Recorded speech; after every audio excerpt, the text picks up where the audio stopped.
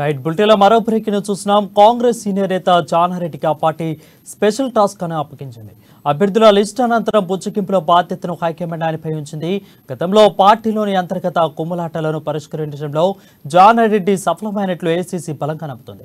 దీంతో కొత్త బాధ్యతతో ప్రత్యేకంగా 4-మెన్ కమిటీని ఏర్పాటు చేశారు. ఈ కమిటీలో మాణిక్రావు ఠాక్రే, దీప్దాస్ మున్షి, మీనాక్షి నటరాజన్ సభ్యులుగా ఉన్నారు. రాష్ట్ర వ్యాప్తంగా 119 నియోజకవర్గాల అసంతృప్తులను పుచ్చుకించేందుకు ఈ కమిటీ క్రియాశీలకంగా పనిచేయనుంది. టికెట్ల కోసం దరఖాస్తు చేసుకున్న వాళ్ళందరితోనూ ఈ కమిటీ సంప్రదింపులు చేయనుంది.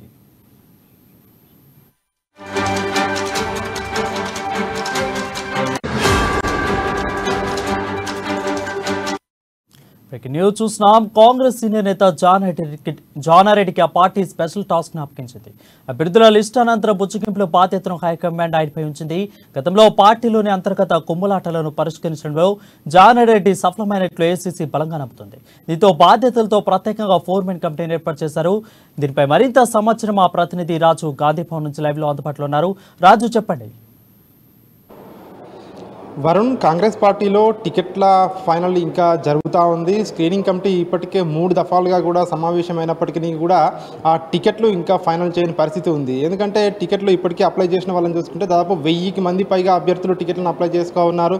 వాళ్ళందరూ కూడా టికెట్లను ఆశిస్తూ ఉన్నారు. ఈ నేపథ్యంలోనే టికెట్లను అవన్నీ కూడా స్క్రీనింగ్ కమిటీలో చర్చించి అభ్యర్థులను ఫైనల్ చేయడం అనేది ఇప్పుడు అధిష్టానానికైతే ఒక కత్తి మీద సాము లాంటిదే అని కూడా మనం చెప్పవచ్చు. ఇప్పటికే దీనికి సంబంధించి పలు దఫాలుగా రాష్ట్ర స్థాయిలో కావచ్చు, ఏఐసీసీ స్థాయిలో కావచ్చు మీటింగ్లు కూడా జరుగుతూ ఉన్నాయి. స్క్రీనింగ్ కమిటీ మీటింగ్లో కూడా అభ్యర్థులు దాదాపు ఇప్పటికే ఒక నిర్ణయానికి వచ్చినట్టుగా కూడా తెలుస్తుంది. అయినప్పటికీ టికెట్ రాని వాళ్ళు ఎవరైతే ఉంటారో వాళ్ళందరినీ కూడా ముందే బుజ్జగించడానికి ఒక కమిటీని కూడా వేయడం జరిగింది. సీనియర్ నేత జానారెడ్డి ఆధ్వర్యంలో 4-మెన్ కమిటీని కూడా వేయడం జరిగింది. ఈ కమిటీలో మనం చూసుకున్నట్టయితే మాణిక్రావు ఠాక్రే, అదేవిధంగా దీపదాస్ మున్షి, మీనాక్షి నటరాజన్ కూడా సభ్యులుగా ఉంటారు. 119 నియోజకవర్గాల్లో ఎవరైతే టికెట్లను ఆశిస్తూ ఉన్నారో, ముఖ్యంగా ఒక్కొక్క నియోజకవర్గానికి చూసుకున్నట్టయితే దాదాపు 2 నుంచి 3 బలమైన అభ్యర్థులు కూడా పోటీలో టికెట్ ఆశిస్తూ ఉన్నట్టుగా కూడా తెలుస్తూ ఉంది. వాళ్ళందరినీ ముందుగానే బుజ్జగించాలి, పార్టీకి ఎట్లాంటి నష్టం కలిగించకుండా ఉండాలని చెప్పేసి ముందుగానే కమిటీ వేయడం జరిగింది. ఈ కమిటీ ఆల్రెడీ పని ప్రారంభించిందని చెప్పవచ్చు. నిన్న ఇందిరాభవన్లో జానారెడ్డి అధ్యక్షతన ఈ మీటింగ్ సమావేశం కూడా నిర్వహించడం జరిగింది. వాళ్ళందరూ కూడా అభ్యర్థులను 3 సెగ్మెంట్లుగా విభజించడం జరిగింది. ముఖ్యంగా ఎంపీటీసీ, జడ్పీటీసీ స్థాయి నేతలు, అదేవిధంగా నియోజకవర్గ స్థాయి నేతలు, అదేవిధంగా రాష్ట్ర స్థాయిలో పేరున్న నేతలు, ఈ 3 సెగ్మెంట్లుగా విభజించడం జరిగింది. ముఖ్యంగా మండల స్థాయి అంటే ఎంపీటీసీలు, జడ్పీటీసీ స్థాయిలు, అదేవిధంగా నియోజకవర్గ స్థాయి నేతలను బుజ్జగించడం కొంచెం ఈజీగానే ఉంటుందని చెప్పి కూడా వాళ్ళందరూ భావిస్తూ ఉన్నారు. ఇక రాష్ట్ర స్థాయి నేతల విషయానికి వస్తే వాళ్ళను బుజ్జగించడం వీళ్ళకు కూడా కత్తి మీద సాము లాంటిది అని కూడా చెప్పవచ్చు. ఎందుకంటే వాళ్లకు నామినేటెడ్ పదవులు ఇస్తామని చెప్పి బుజ్జగించడం, ఎందుకంటే చాలామంది సీనియర్లు ఉన్నారు అందులో, వాళ్ళందరూ కొందరు వినకపోవచ్చు. మరోవైపు అటు బీఆర్ఎస్ పార్టీ వైపు కొందరు చూస్తున్నారు అని చెప్పి కూడా తెలుస్తూ ఉంది. అయితే వాళ్ళందరినీ బుజ్జగించాలి అని చెప్పి హైకమాండ్ అయితే ఆదేశాలు ఇచ్చిందో దాని ప్రకారం పనిచేస్తామని చెప్పి కూడా జానారెడ్డి కూడా చెప్తా ఉన్నారు.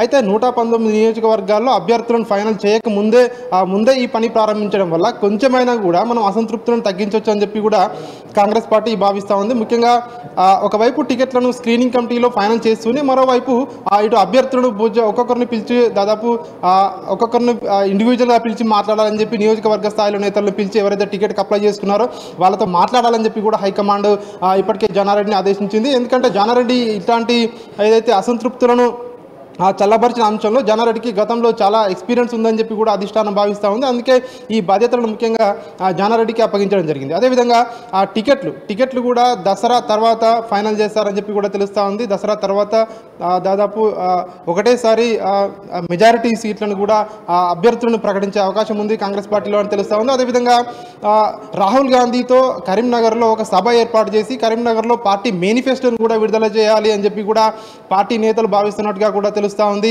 సో ఇదే అంశంపై మీటింగ్లు, చర్చలు కొనసాగుతూ ఉన్నాయి. మరోవైపు కర్ణాటకలో మంత్రి బోసరాజ్ అంశాన్ని కూడా తెరపైకి తీసుకొని వస్తూ ఉన్నారు. ఎందుకంటే అసంతృప్తులను బుజ్జగించే సమయంలో అక్కడ ఎట్లాంటి మనము విధానాన్ని అవలంబించాము, ఎట్లా అందరికీ టికెట్లు ఇవ్వడం సాధ్యం కాదు కాబట్టి ఎవరికైతే టికెట్లు ఇవ్వలేదో వాళ్ళకి నామినేటెడ్ పోస్టులు కావచ్చు, లేదంటే ఇతర పోస్టులు కావచ్చు కర్ణాటకలో ఏ విధంగా ఇచ్చామని చెప్పి దాన్ని ఎగ్జాంపుల్గా ఇక్కడ చూపిస్తూ ఉన్నారు. సో అక్కడ ఎగ్జాంపుల్గా చూపిస్తారు. అక్కడ ఆల్రెడీ మనం సక్సెస్ అయ్యాం కాబట్టి తెలంగాణలో ఖచ్చితంగా మనం సక్సెస్ అవుతామని చెప్పి కూడా వాళ్ళైతే ఒక భరోసా అయితే ఇచ్చే ప్రయత్నం చేస్తూ ఉన్నారు. చూడాలి మరి వాళ్ళు ఎంతమందిని సంధాయిస్తారు. జానారెడ్డి వాళ్ళ ఒక ఫోర్మెన్ కమిటీ ఎంతమందితో చెప్పిన తర్వాత వాళ్ళు ఎంతమంది వింటారు, వీళ్ళు చెప్పే మాట అనేది ఒక ప్రశ్నార్థకంగా మారింది. మొత్తానికైతే కాంగ్రెస్ పార్టీ అయితే ఒక అడుగు ముందుకు వేసిందని చెప్పవచ్చు. ఎందుకంటే ఆ టికెట్ ప్రకటించిన తర్వాత వచ్చే అసమ్మతి అవుతుందో దాన్ని ముందు నుంచే కట్టడి చేయడం వల్ల దాదాపు దాన్ని అంటే ఎక్కువగా అసమ్మతి లేకుండా చేయవచ్చు అనే ఒక భావన అయితే ఇప్పటికే ఎవరైతే అభ్యర్థులు ఉన్నారో, ఆశావాహులు ఉన్నారో వాళ్ళందరికీ వెళ్ళింది. దాదాపు అంటే వాళ్ళ సీనియారిటీని బట్టి వాళ్ళందరికీ కూడా ఒక హామీలు ఇవ్వాలని చెప్పి కూడా పార్టీ సీనియర్ నేతలు కావచ్చు, లేదంటే హైకమాండ్ కావచ్చు, ఫోర్మెన్ కమిటీకి అయితే ఒక ఆదేశాలు అయితే జారీ చేసింది అని చెప్పవచ్చు. వారు రైట్ రాజు, అంటే అసంతృప్తులు కూడా బుజ్జగించే అంత కమిటీని వీళ్ళు ఏర్పాటు చేశారు అంటే వీళ్ళ ప్లాన్స్ ఏ విధంగా కూడా మనం చెప్పుకోవచ్చు. సో ఈ రకంగా చూసుకున్నట్లయితే ప్లాన్స్ కాంగ్రెస్ పార్టీ అదేవిధంగా ముందున్న కార్యాచరణ ప్రజల్లోకి వెళ్ళాలంటే గెలుపు గుర్రాలకే వీళ్ళు సీట్లు ఇస్తున్నాం అంటున్నారు. ఇంతకీ ఫస్ట్ లిస్ట్ ఎప్పుడు వచ్చింది, కార్యాచరణ ఏ విధంగా ప్రజలు ముందుకు వెళ్ళబోతున్నారు? ముఖ్యంగా కాంగ్రెస్ పార్టీ నేతలు చెప్తా ఉన్నారు, ఖచ్చితంగా మనము గెలుపు గుర్రాలకే టికెట్లు ఇవ్వాలి, ఎక్కడా కూడా ఏ చిన్న అంశాన్ని కూడా మనము వదిలిపెట్టకూడదు. కర్ణాటక తరహాలో తెలంగాణలో ఖచ్చితంగా పార్టీని అధికారంలోకి తీసుకురావాలి. తెలంగాణ ఇచ్చిన పార్టీగా ఉండి కూడా మనం ఎందుకు 2 సార్లు ఓడిపోయాము, ఈసారి ఖచ్చితంగా అధికారంలోకి రావాలి అని ఒకటే కృత నిశ్చయంతో ఉన్నారు. కొందరికి సీట్లు రాకున్నా కూడా సో వాళ్ళందరూ కూడా అర్థం చేసుకోవాలి, పార్టీ పరిస్థితిని అర్థం చేసుకోవాలి. పార్టీని అధికారంలోకి తీసుకొచ్చిన తర్వాత చాలా రకాల పోస్టులు ఉంటాయి కాబట్టి సో ఇప్పుడు అందరికీ టికెట్లు ఇవ్వడం సాధ్యపడదు కాబట్టి సో అందరూ అందులో గెలుపు గుర్రాలకే ఇవ్వాలి. అది కూడా అధిష్టానం ఏదైతే అధిష్టానం నిర్ణయించిన అభ్యర్థులుగా టికెట్లు ఇస్తామని చెప్పి కూడా ఇప్పటికీ వాళ్ళు మార్లు ప్రకటించిన నేపథ్యంలో ఇదే అంశాన్ని కూడా అభ్యర్థులందరితో కూడా చెప్పే అవకాశం ఉంది. ఎవరికైతే టికెట్లు నిరాకరిస్తున్నారో, ఎవరికైతే ఇచ్చే అవకాశం లేదో వాళ్ళందరికీ కూడా ఇదే అంశాన్ని ఆ పార్టీ నేతలు చెప్పే అవకాశం ఉంది వరుణ్. అది కాకుండా మరోవైపు టికెట్ల అంశమే కాకుండా రాష్ట్రంలో ఏ విధంగా ఉండాలి, ఇప్పుడు మరోవైపు బీఆర్ఎస్ పార్టీ ఇప్పటికీ అభ్యర్థులను ప్రకటించి ప్రచారంలో దూసుకెళ్తా ఉన్నారు. అదేవిధంగా అభ్యర్థులను ఎప్పుడు ప్రకటిస్తారని చెప్పి చాలామంది కూడా కాంగ్రెస్ పార్టీలో కూడా ఎవరైతే టికెట్ ఆశిస్తూ ఉన్నారో వాళ్ళందరూ కూడా అదే అంశాన్ని ప్రస్తావిస్తున్నారు. కాంగ్రెస్ పార్టీ నుంచి వస్తున్న ఇండికేషన్స్ ప్రకారం అయితే దసరా తర్వాత లిస్టు వెలువడే అవకాశం కూడా కనిపిస్తూ ఉంది. ఎందుకంటే అభ్యర్థులను దాదాపు అసమ్మతులను ముందే చల్లబరిచిన తర్వాత సో టికెట్లు ఇవ్వడం వల్ల ఎట్లాంటి ఇబ్బందులు అధిగమించవచ్చు అని చెప్పి కూడా పార్టీ భావిస్తున్నట్టుగా కూడా తెలుస్తూ ఉంది. అందుకని చెప్పి దసరా తర్వాతనే సో ఇవ్వచ్చు అని చెప్పి కూడా తెలుస్తుంది. మరోవైపు మేనిఫెస్టో రూపకల్పన కూడా కొనసాగుతూ ఉంది. ఆ మేనిఫెస్టో రూపకల్పన దాదాపు తుది దశకు చేరుకుందని కూడా మనం చెప్పవచ్చు. ఇప్పటికే 6 గ్యారంటీలతో ఇప్పటికే అనౌన్స్ చేసిన కాంగ్రెస్ పార్టీ ఇంకా ఏవైతే ముఖ్యమైనటువంటి ఇంకా ఉన్నాయో ఏదైతే ఆ పథకాలు అవన్నీ కూడా తుది దశకు చేరుకున్నాయి. దాదాపు వాటిపై కూడా కసరత్తు చేస్తూ ఉన్నారు కాంగ్రెస్ పార్టీ నేతలు అని చెప్పి కూడా కాంగ్రెస్ పార్టీ వర్గాలు చెప్తా ఉన్నాయి.